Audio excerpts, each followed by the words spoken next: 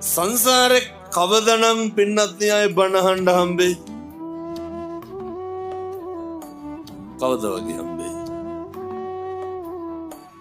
එමේ අම්මලා තාත්තලා හිතාගෙන ඉන්නේ ලබනාත්ම කවුරු වෙලා උපදී කියලා. එහෙම සැකයක්වත් නැද්ද?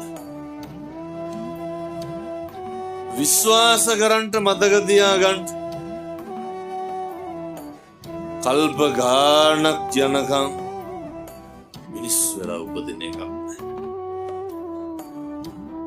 කල්ප ගානක් යනකම් ඒ කියන්නේ බණ අහන්න හම්බෙන්නේ.